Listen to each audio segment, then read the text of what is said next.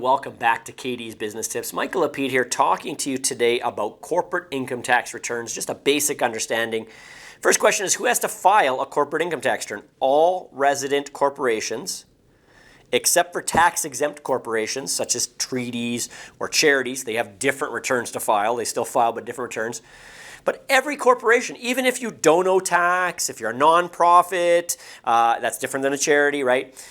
If you are inactive, a lot of people think, well, I was inactive. I had nothing going on. You still need to file. There are T2 shorts you can file as well to keep it simple and keep the cost down, but you still must file. And let me be clear that the corporate income tax return is separate from the annual return, which is done with the registry. It's more like a renewal. People get those confused all the time.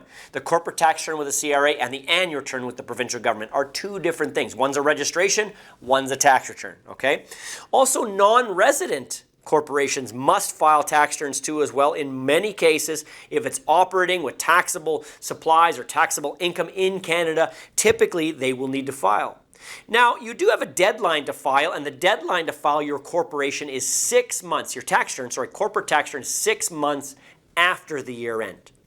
Now, most people will do it in 3 because here's the deal. Your taxes owing are due 3 months after. That's why we try to focus on getting it done 3 months. But the actual tax return for a penalty is 6 months. So just like we talked about in another video, penalty versus interest, you get interest if you don't pay after 3 months, but you get penalty if you don't file after 6 months, okay?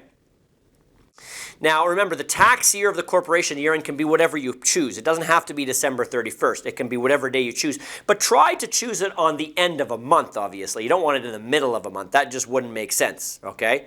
But at the end of the day, you can choose, and you have that 6 months. 3 months to pay the tax, 6 months to file. If you got any questions on corporate income tax returns or filing or any of these topics, we'd love to hear from you. We'll see you in the next video.